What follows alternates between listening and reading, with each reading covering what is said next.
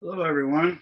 This is Bill Younger again for Physics Solutions. I just wanted to take the opportunity to produce our fifth video.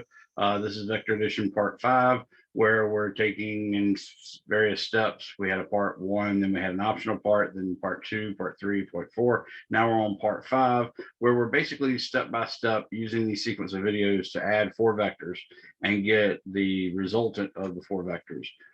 Here's the problem we're actually solving. So let me share my screen with you.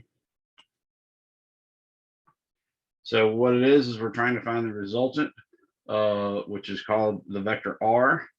And that resultant is the sum of A plus B plus C plus D.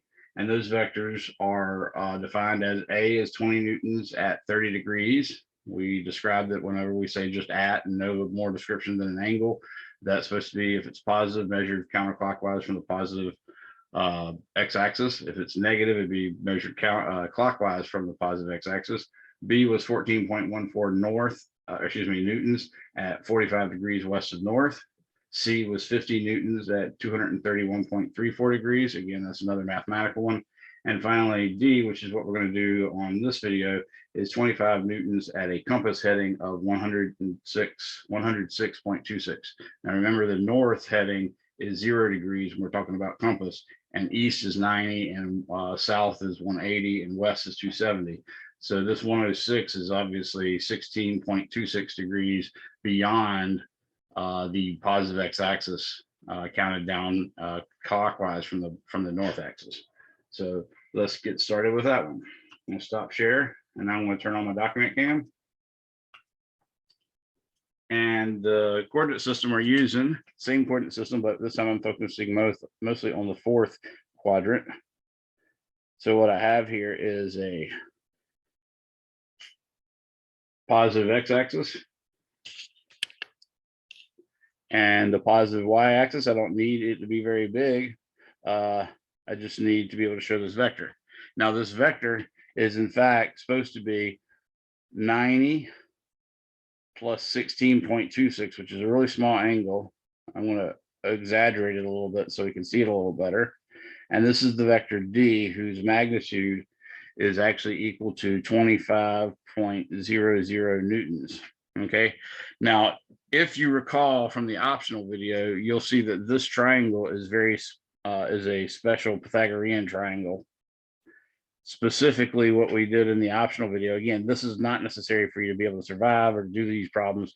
It's just a nice, easy way to do it without calculators and to learn some things that they're going to expect you to know if you take statics for engineering programs. So this triangle happens to be a Pythagorean triangle. It actually has a leg right here, which is 24, and then it has a right angle right here, and that other leg is 7. And then of course, if you square 24 and square 7 and add them together and take the square root, lo and behold, you get 25 there. I got rid of 25.00 as I did with the 24. But this angle is the 16.26. So from that alone, you can already tell, since I actually chose a vector that had the exact same magnitude, then obviously this is going to be the short 7, which is a -7 y component. And this is going to obviously be the long leg, which is the 24 newtons, and that points in the positive direction. So that's the beauty of actually having that. Now, in this case, what we're seeing is the x component is in fact positive, because remember, we're trying to walk from the tail to the head, but going along axes. You can choose either one you want first. So I'm going to choose, in this case, the x-axis first. And I'm walking along the positive direction, so I colored it green. Like green means go with on a stoplight.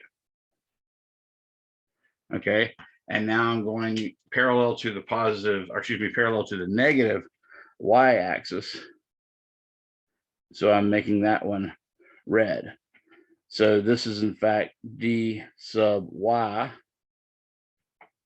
and this is d sub x. Again, I'm also advising you guys to be very methodical and just compute the cosine, compute the sine, and then solve for whatever makes dx and whatever makes dy. So the cosine of 16.26 degrees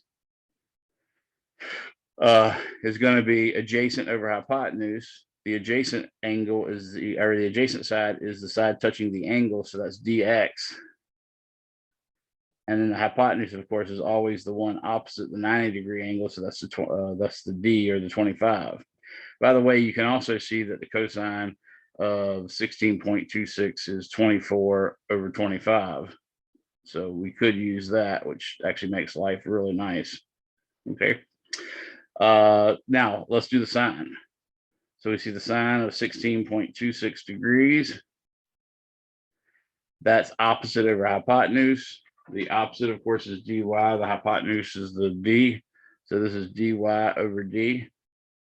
But we also see in this case, the sine is opposite over hypotenuse, which is 7/25. So that again is a nice way to work it out if you happen to recall these special angles and special triangles. If you take the time to memorize them, they really can help you a lot. And I usually only memorize, like I said, the 45, 45, 90, the 30, 60, 90, and the 3, 4, 5 triangle. But these other ones help. I actually had them memorized when I took statics.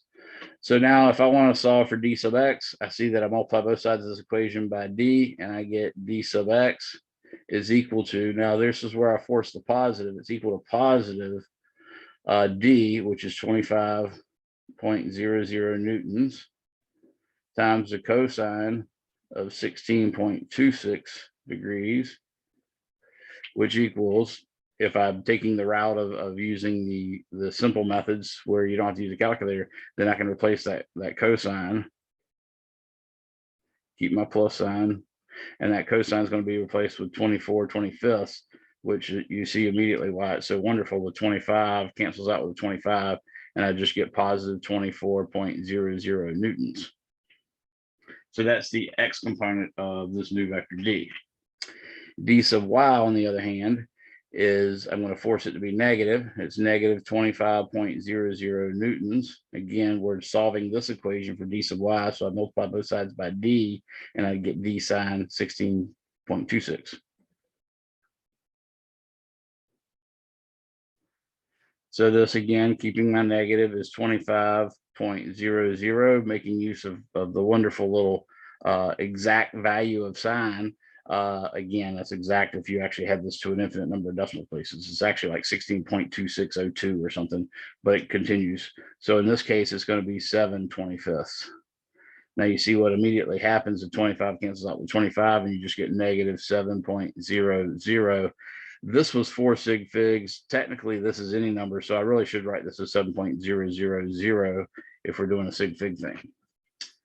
So that's it. That's the last of our x and y components that we needed to compute.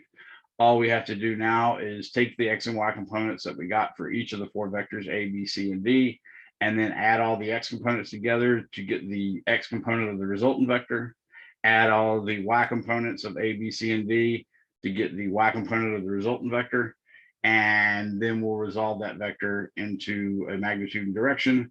And that's what we're going to do on the video part 6. But right now, what I want to do is I want you to, of course, pause the video, make sure you can come up with these values. It might be 23.999 or something, or it might be 24.012 or something. That's fine too, but you might as well just call it 24 even, because that's really what we're shooting for here, this ideal triangle.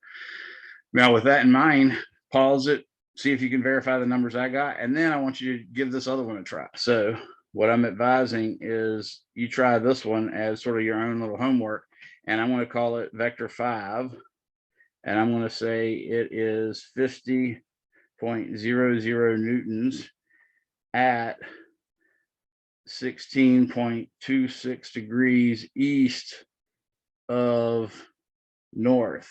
Okay, that's a good way of doing it. Notice again, this would be north, this would be east. East of north would mean you'd go 16.26 degrees clockwise from the north axis or from the y-axis. So that's the trick there.